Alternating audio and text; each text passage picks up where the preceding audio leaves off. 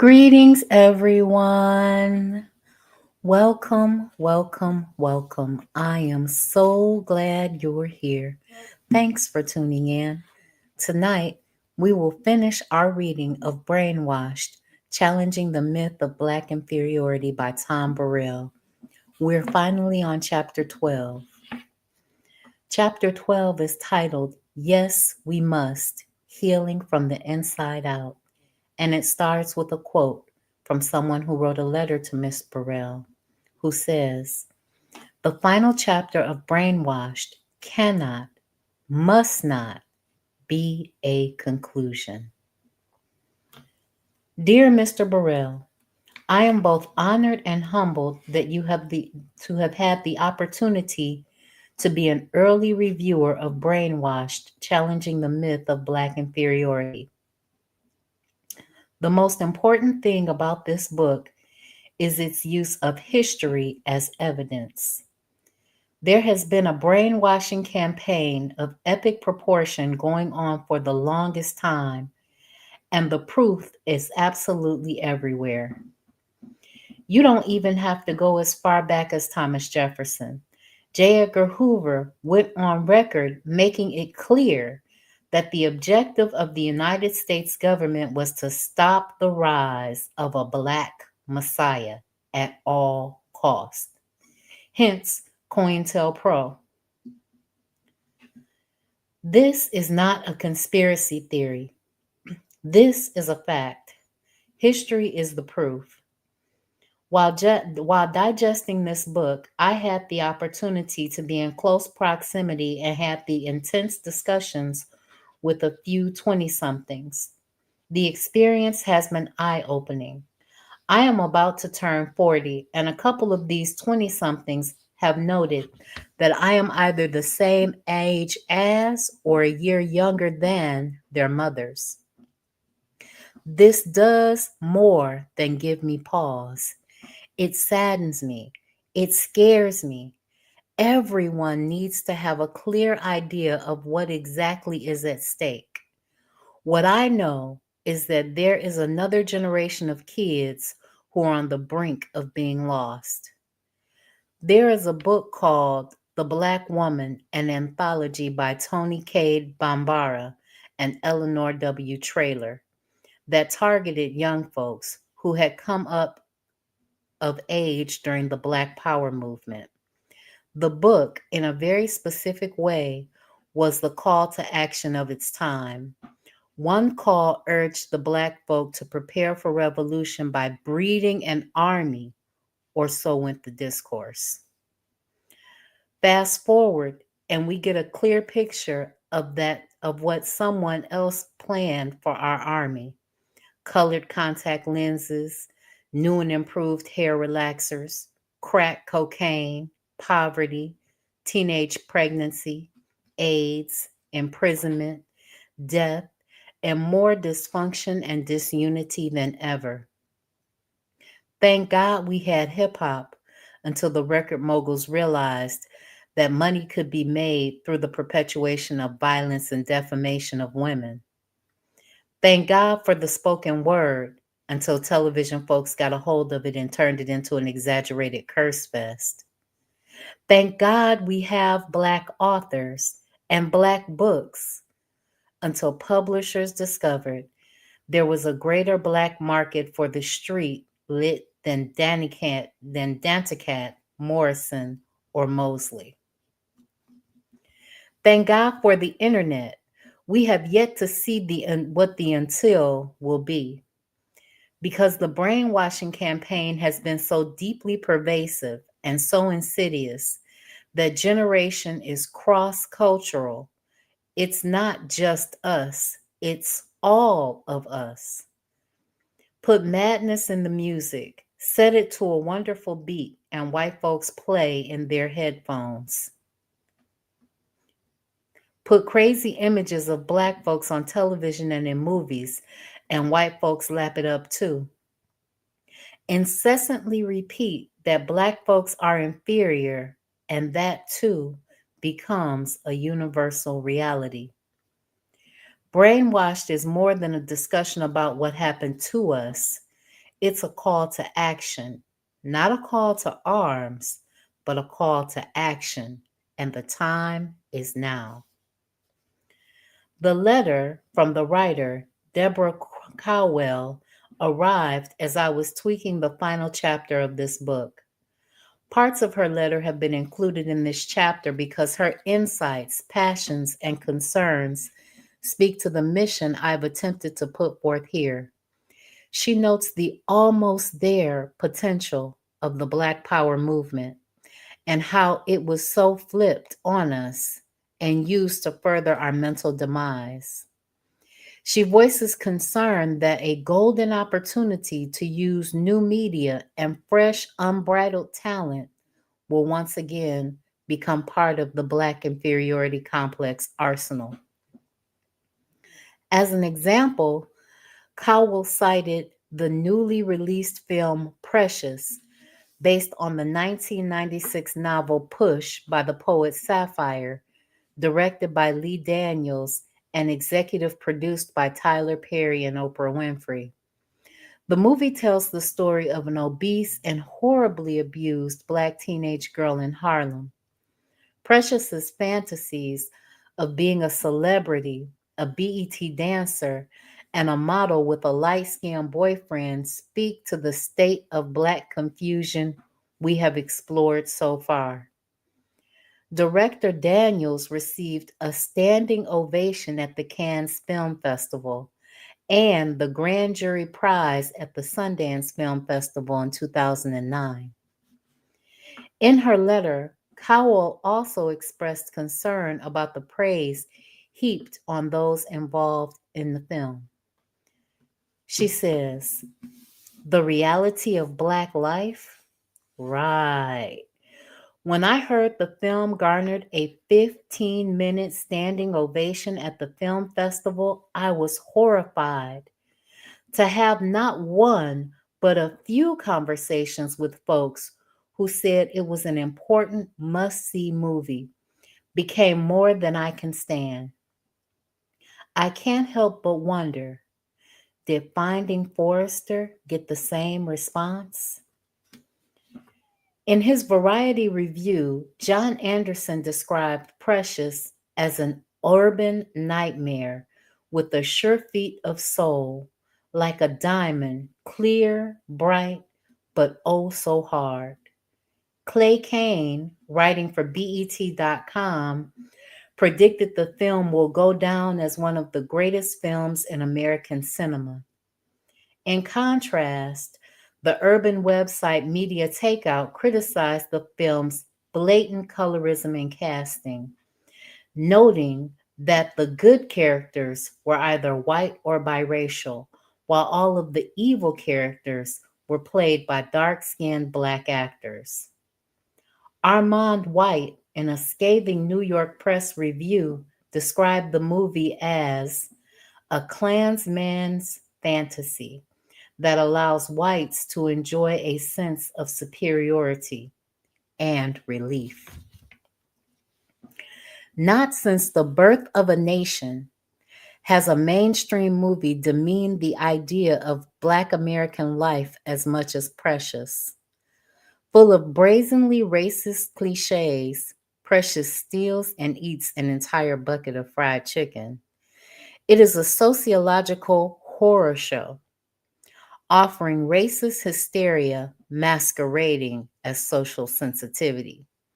It's been acclaimed on the international festival circuit that usually disdains movies about Black Americans as somehow inartistic and unworthy. The varying reviews, no doubt, reflect the diverse and complex reactions of Black audiences.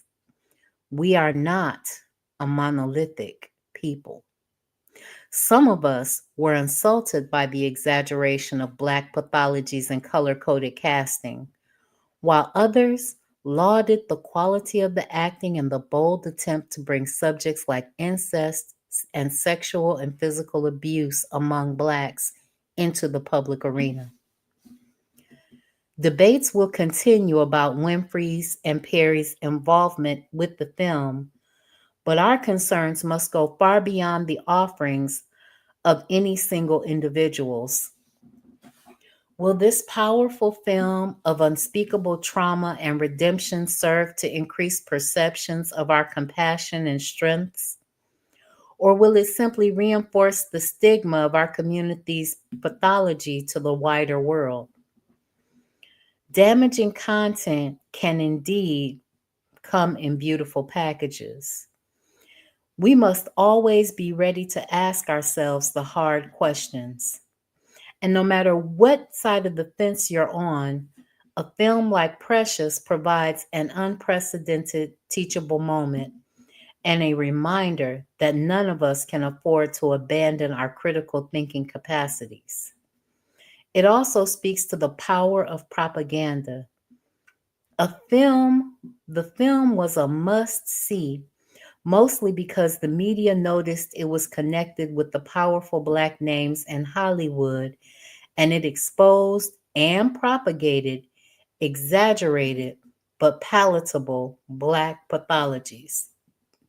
In real life, Gabriel Sibley, the star of the film, defies the stereotypical role of downtrodden, abused, and hopeless Precious. At the time of the filming, Sibley, a psychology major, attended City College in New York. We will have truly arrived when the Black powers that be realized the value of promoting the potential of Black women like Sibley instead of overhyped pathologies of Precious. Because we are precious, all of us. How will we use what we've learned here to enact changes in our lives, relationships, and communities? What can we do as individuals to combat something so sophisticated and so entrenched in our society? What will it take to gather diverse forces who will rise above historic divisions, combine their talents, and launch a collective, cohesive, anti brainwashing media campaign? Of all the disciplines and forces, there are that are there for major change. None is more powerful for good or evil than propaganda. The strategic planning and placement of words and images, the right words in the right place at the right time, have exponential value. Jefferson's 5 words are: all men are created equal, survived all his attempts to rescind them through contradictory deeds and writings.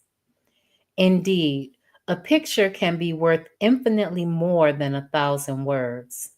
Linking the right pictures and words at the right time has a potent ability to persuade, influence behaviors, and engender the courage to change the world. These closing pages will outline a multi tiered, action oriented strategy designed to finally terminate our 4 century old Black inferiority campaign. But without concrete buy in and radical action from Hollywood to the hood, we've done all we've done is recycle the Black identity problem. That's not enough.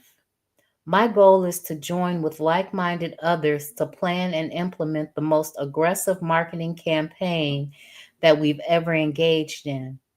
I'm not asking you to put foot to pavement, but I am asking you to put your mind where our future can be. In other words, this is not just a book, it's a mission. No one that no single individual can accomplish alone. As Cowell said, the final chapter of Brainwashed cannot, must not be a conclusion. It won't be. Consider these final pages as a rallying cry to the young and not so young, a communal call to cease seeing ourselves as victims, to roll up our sleeves, utilize our talents, honor our ancestors, and finally, regain control of our lives, our destinies, and our minds. Let us question, analyze, unplug, and reprogram. Up to now, this book has been about the myth of our inferiority and how and why and by whom it was sold to Blacks and America at large. In short, it's about how we became brainwashed. I've shared what I've learned as a Black man who made his living studying Black people and understanding the power of propaganda. Unlike even the best funded, most massive advertising campaigns, the Black Inferiority Crusade used every institution in American society, including education, media, law, religion, and even science, to seed and promote its propaganda. The major difference between the past and now is that the campaign is more sophisticated, more insidious, and more persuasive than ever.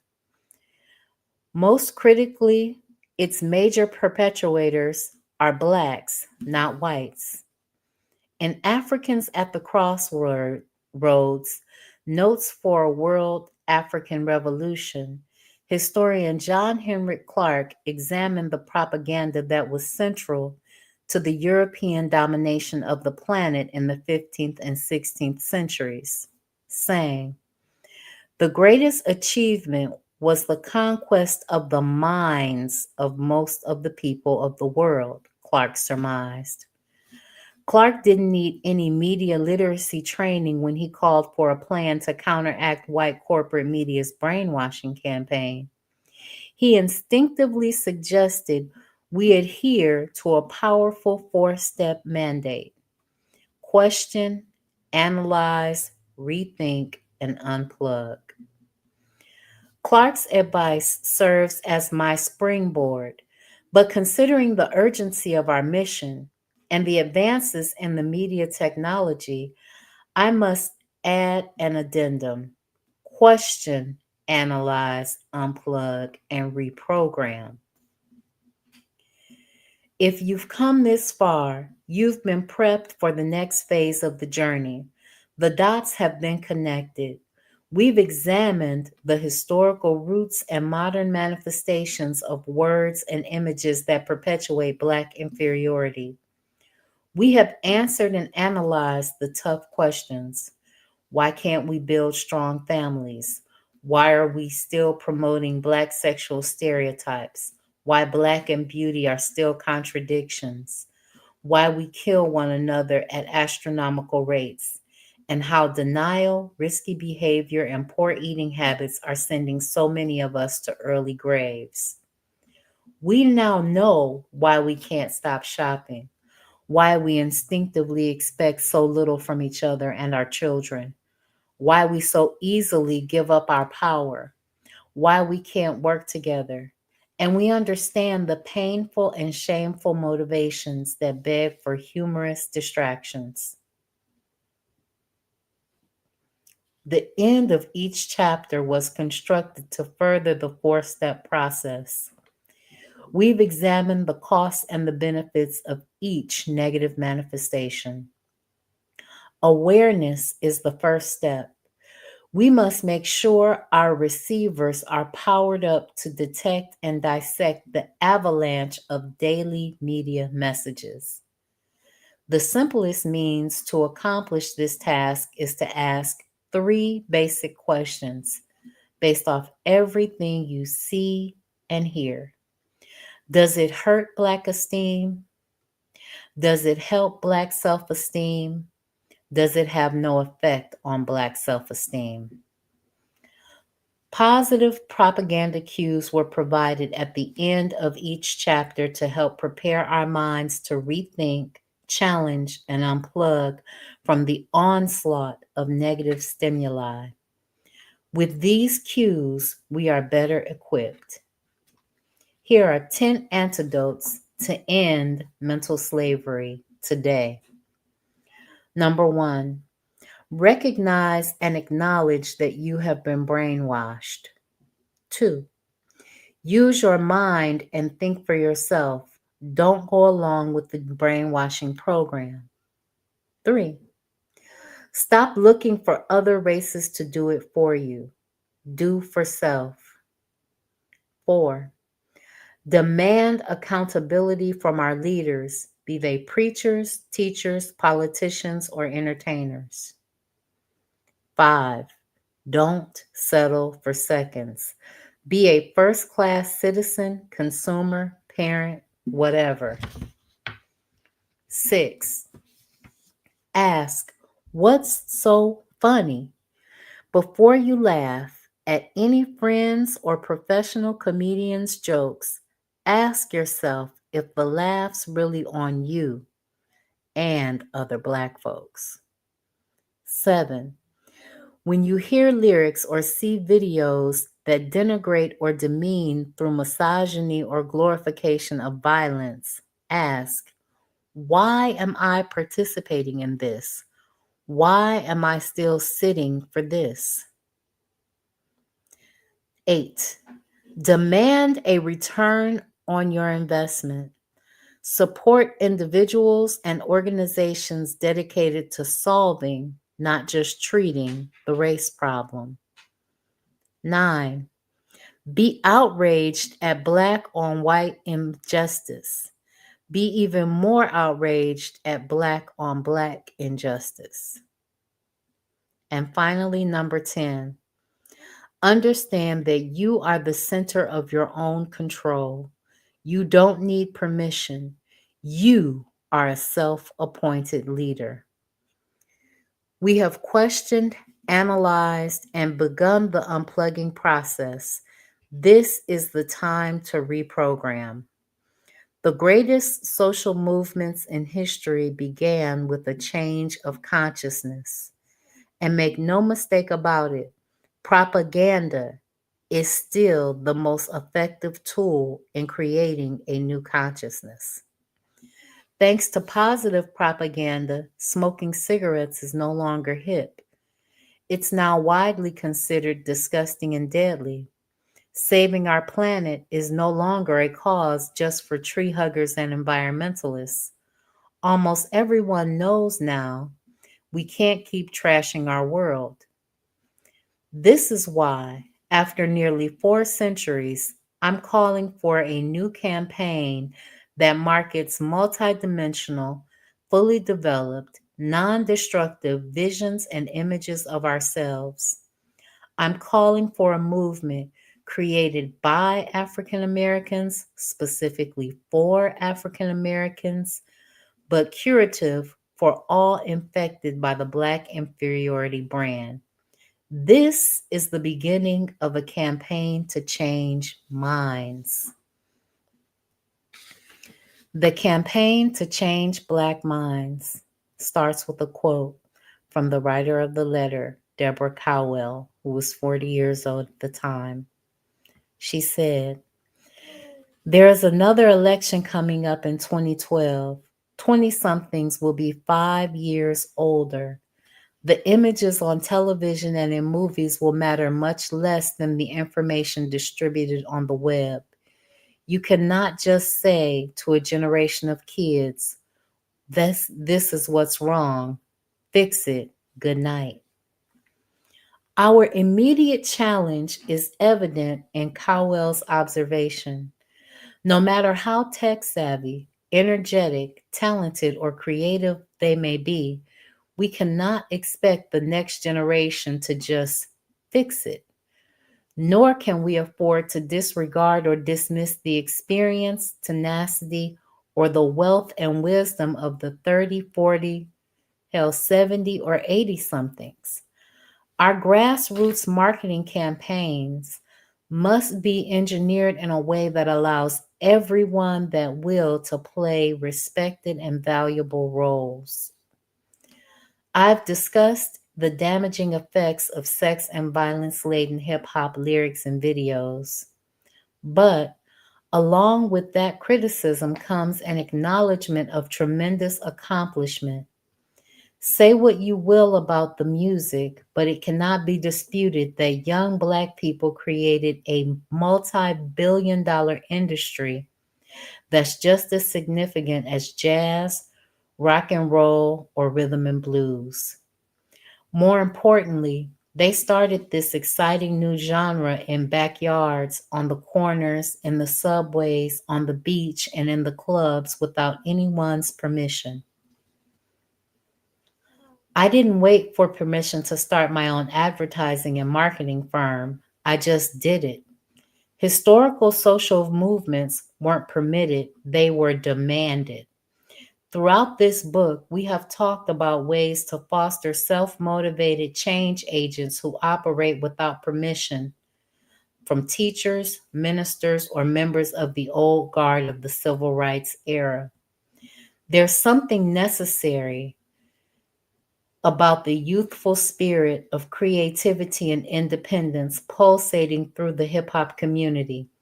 It must be harnessed and used for our new media campaign. The internet provides a level global playing field. With the internet and a unified mission, our churches, Black organizations, neighborhoods, and centers, and individual homes can become bases of strategic reform and replenishment. With an organized effort, anyone and everyone with the ideas, talent, and courage can be empowered without anybody's permission. Here, we must be careful to avoid the disunity trap. Valuing new energy doesn't mean we discard those who have fought and are still fighting the hard fight, mentoring, educating, and nurturing Black kids, and who are actively engaged in other efforts to change negative conditions. Great social movements require great change in consciousness. By fate, profession, or life experience, I am unabashedly race conscious.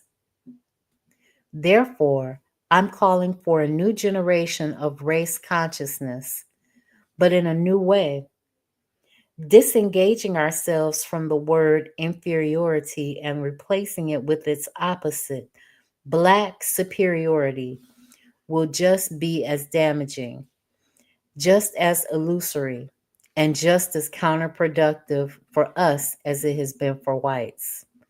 Our mission is more complex than a label. We tried Black power and Black is beautiful.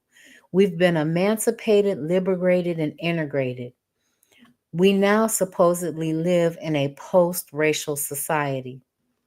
Those labels gave us some hope and helped us to feel momentarily better. None, however, have been strong enough to truly convince us that we are as beautiful, as resourceful, and as equal as whites. New race consciousness moves us beyond labeling. It introduces a new game board. It's no longer about changing white folks' mind. It's about changing our collective mindset. It's about a people dedicated to destroying the myth of Black inferiority with a powerful new media campaign. New race consciousness creates the opportunity for brilliant creative minds to collaborate. It challenges the Jeremiah Wrights to jam with the JCs, the Angela Davises to hook up with the Alicia Keys, the Andrew Youngs to team up with the Akons, the Iyanla Van Zants to strategize with the Van Joneses, and the West, Cornell and Kanye to harmonize together. If we have reached consensus, the brainwashing is real and must end now. Age and stature won't trump energy and commitment, and no one will be expected to fix it alone. The resolution will not be televised. Another excerpt from the letter of Deborah Cowell. Thankfully, the brainwashing campaign got an egregious derailment. The level of brilliance attached to the Obama candidacy will be studied for centuries to come. The revolution was not televised, it happened over the internet. Honestly, I believe that what we did on November 4th, 2008 helped save the nation. Now we need to do the same thing with technology to help save ourselves. We have an opportunity here like no other to put into practice what we have learned through our collective effort to help get the right candidate elected into the most powerful position in the world.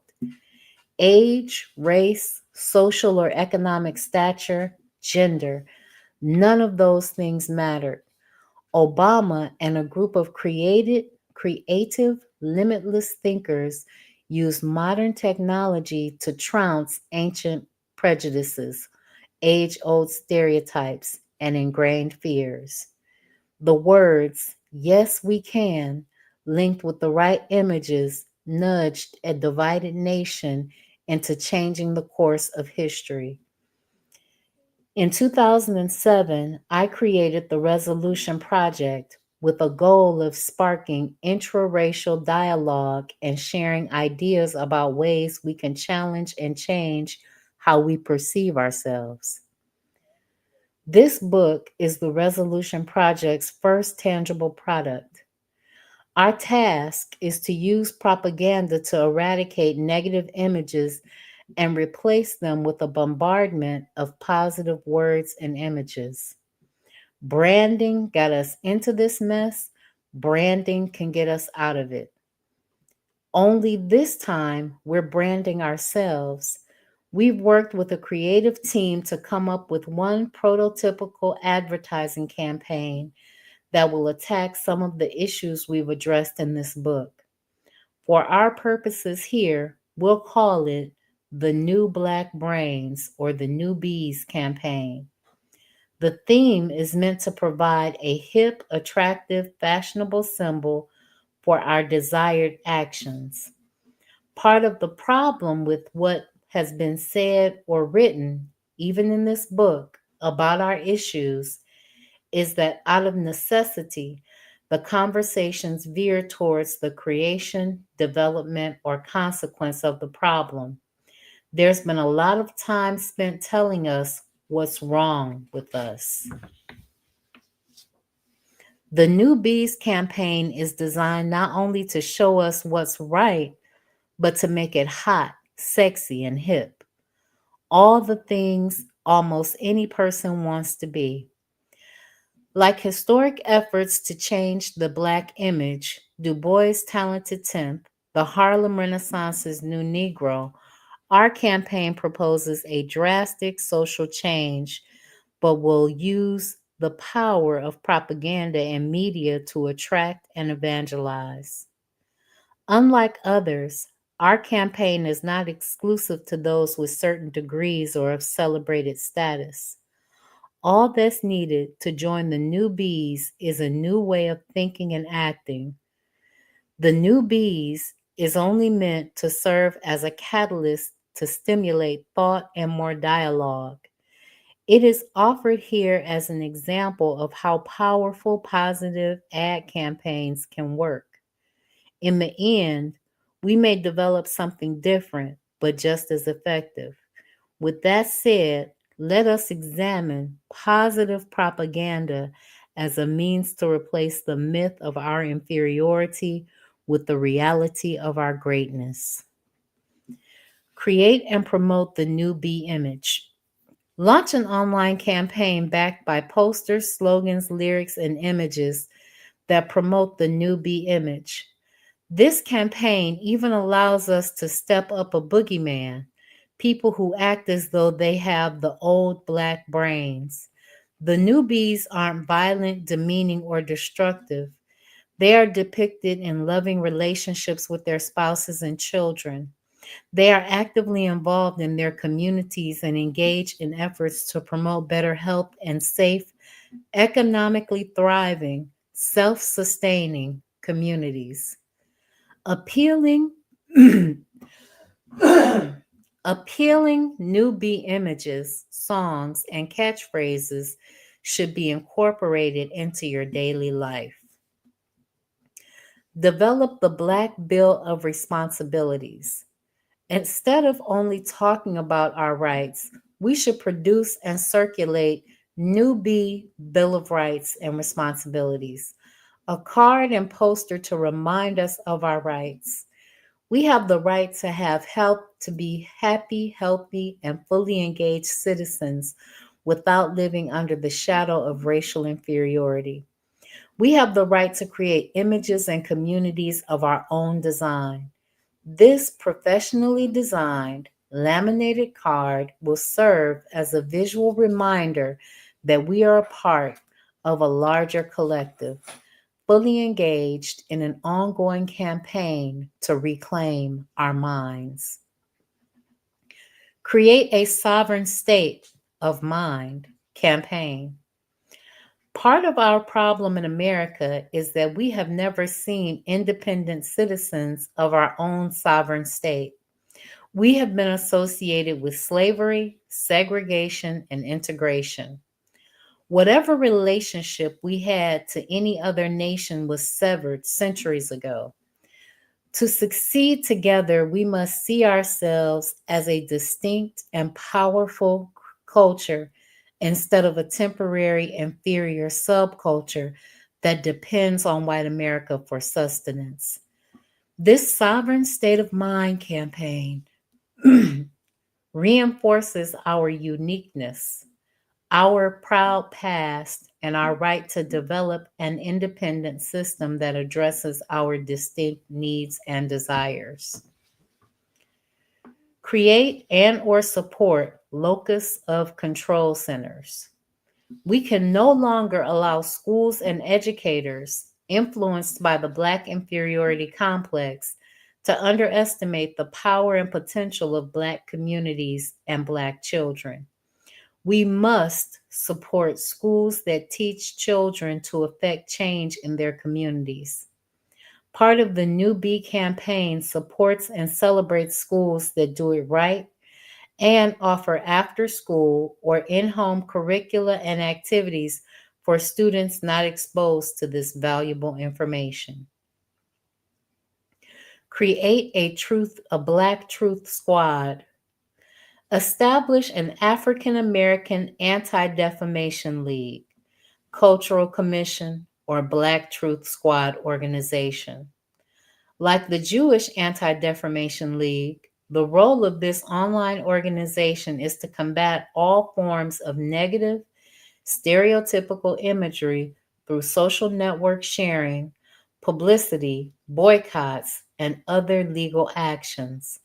The Truth Squad will promote positive aspects of African American culture and try to contain and eliminate negative, demeaning holdovers from slavery and segregation. Unlike the JADL, however, the AADLCC will initially go after Black folk. This campaign isn't geared to change white folks' minds. Its mission is to create a new Black mindset. Develop and introduce the For Example Award. This is not an award for perfect people, so if so, it would never be given. The For Example Award will be presented to everyday people who have contributed positive value to African Americans in particular and the human race in general. Since all of us are capable of doing both good and bad, the For Example Award will be given to those individuals who have done or are doing the most good. Introduce the New Be Wonder Awards ceremony. This annual awards gala, named after Stevie Wonder, honors entertainers who exhibit the highest level of positive artistry without resorting to exploitative, negative, or denigrating tactics. Create the Neo Coon Award. Like the Mr. Blackwell Worst Dressed Award, this annual award goes to the institution or persons that have done the most to reshackle our minds. Establish the Black Brains Think Tank.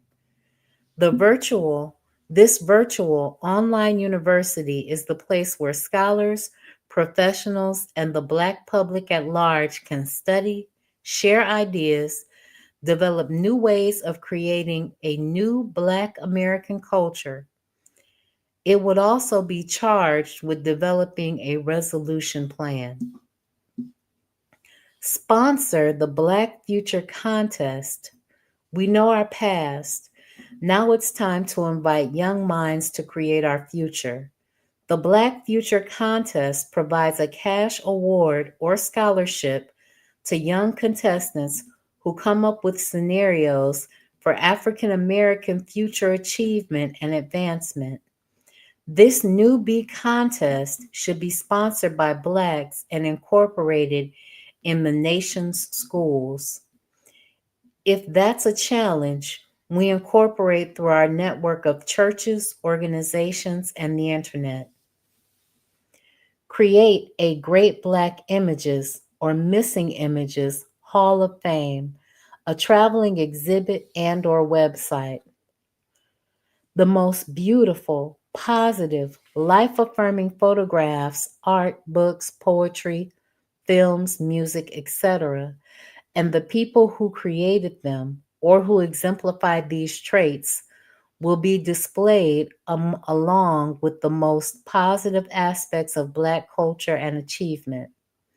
Many of the artifacts, like the photos of the middle class, healthy Black families in the late 1890s through the early 1960s, that were hidden from the public, would get their first wide public exposure. The Great Black Images New Bees exhibit will be another tool to stimulate dialogue and inspire independent action and collective change. Other newbie concepts and possibilities may include State of Black Leadership Annual Report Card. This evaluation addresses all aspects of African American leadership in all industries and fields, and it gives honest, bottom up assessments of the effectiveness of each individual or group. Organize the creation of the New Bees MySpace, Facebook, Twitter, and other social networking sites. These sites will be launched for the New Bees. Change your mind, change your environment, change your friends, continuous dialogue campaign. Establish annual, regional, and national newbie conferences held at African American owned venues. Of course, propaganda, no matter how powerful, can't work by itself. To be successful, we need your input, feedback, and active involvement in the Newbies campaign as we continue to focus on four specific goals, which are mastering media literacy, challenging and eliminating negative propaganda, creating and disseminating positive propaganda, and mainstreaming our new messages to the world. Technology has changed the way we communicate. Social networking sites have become much more than a means to find new soulmates and long lost high school buddies. Facebook, Twitter, MySpace, and LinkedIn represent virtual communities of millions with shared interests. Corporations and organizations have discovered that generating conversations and discussions on these sites creates brand awareness and drives traffic to their own online sites. With technology, we have the opportunity to institute a new communication model, elevate cultural dialogue, and reward positive thinking. Consider Jamila Lemieux's open letter to Tyler Perry. After posting it on her blog, NPR republished the letter on its website. Lemieux expanded the dialogue and received international attention simply because she had the temerity to speak up. Likewise, with new media technology and awareness, we can analyze, respond, create news, and reward contributors. We can dissect the tentacles and alliances of negative propaganda disguised as entertainment. Newbies can commit to daily online conversations detailing how they recognized and overcame various aspects of the Black inferiority conditioning. Groups can regulate media assignments, monitoring and flagging the positive or negative contributions of morning talk shows, children's programs, or new movies and television shows. Most importantly, we can have fun. Imagine reaching young kids before the brainwashing is too deeply embedded. As our efforts to create sophisticated positive propaganda becomes newsworthy, we can call on enlightened popular artists to support the effort. Imagine a 15-minute positive propaganda YouTube spot featuring the likes of Jay-Z, Nas, Mary J, Tina Turner, or Aretha Franklin. With a sophisticated social network of hundreds of thousands, we have the power to create new success stories and launch our own newbie careers in music and the arts. I envision a coast to coast community of committed individuals harnessing the internet to unleash unprecedented no victims allowed dialogue. The Resolution Project will serve as a hub, a gathering place for networking, strategizing, and transforming reality through innovative marketing and advertising campaigns dedicated to ending the Black inferiority complex because we will dare to hold ourselves and the world to a new standard. The Resolution Project virtual channel will encourage people to utilize new media as both consumers and producers. The Resolution Project didn't require anyone's permission. The seeds have been planted. Now it's up to each of us to do the work required to create a fruitful yield. Yes, we must. The election of Barack Obama, the novelty of the first Black president has worn off.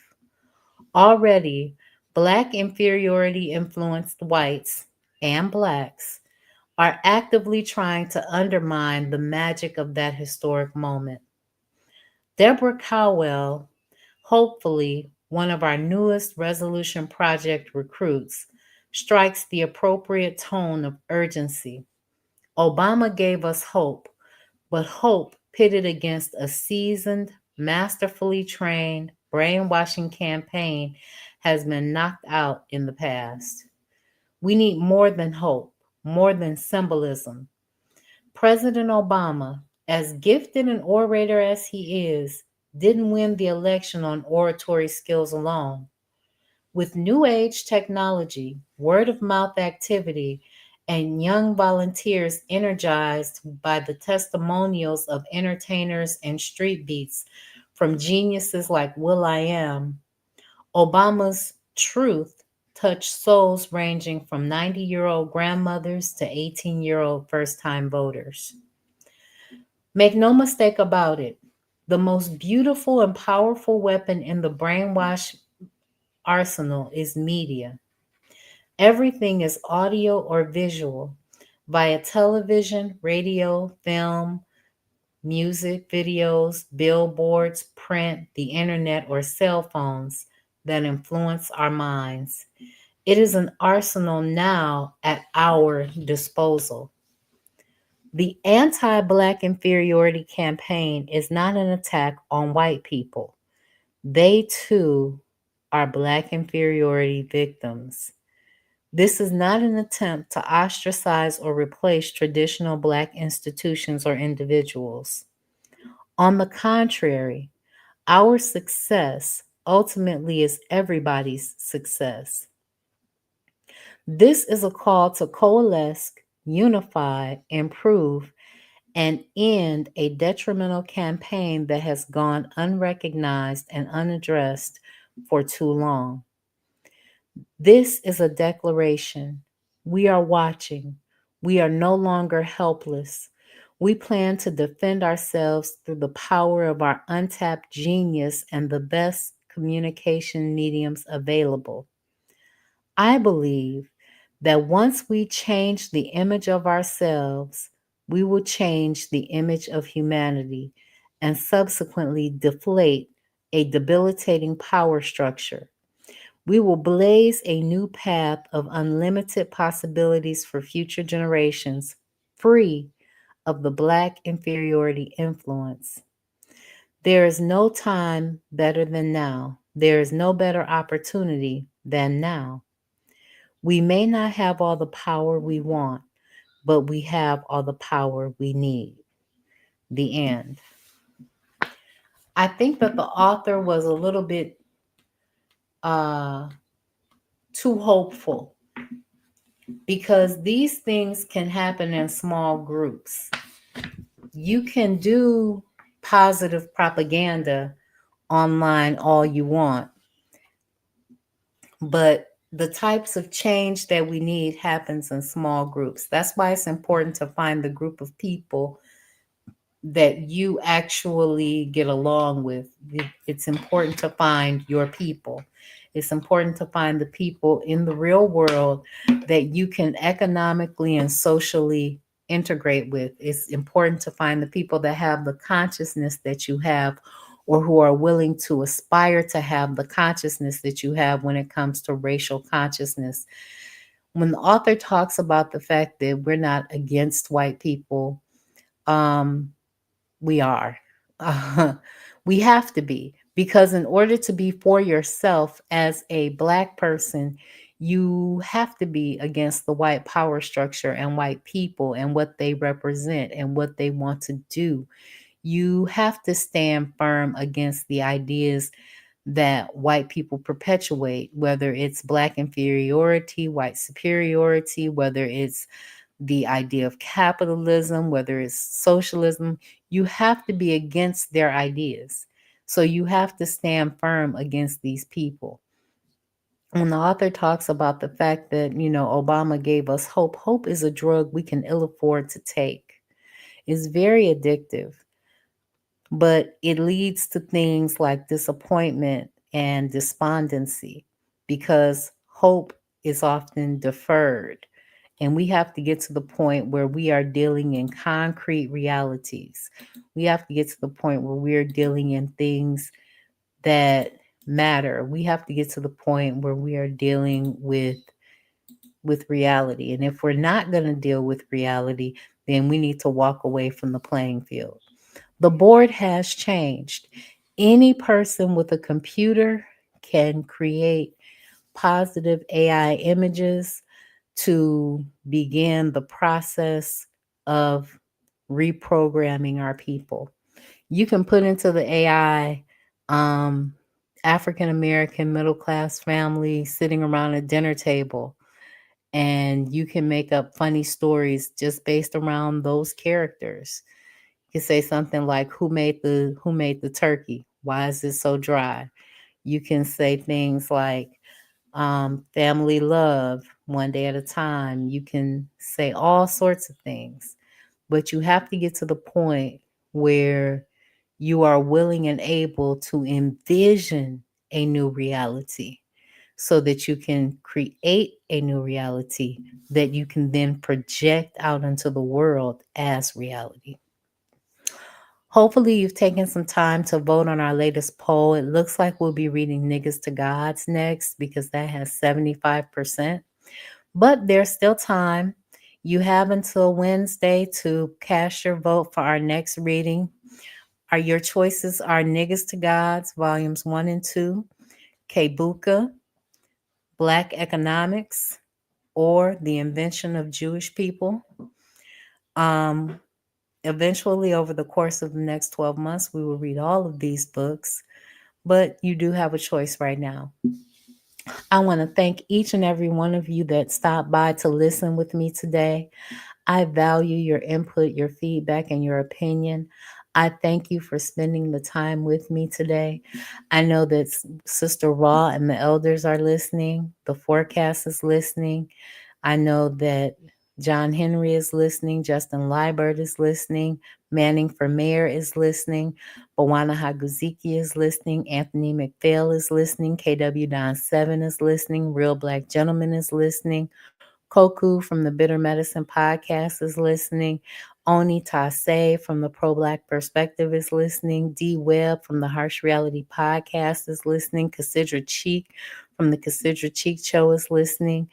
I know that Bakari from the Black Business Network is listening. Dorico Cooper is listening. And you. Yes, you. And I appreciate each and every one of you. Thank you for your contributions to this work that I do. And thank you for sharing and lending me your ears for this time.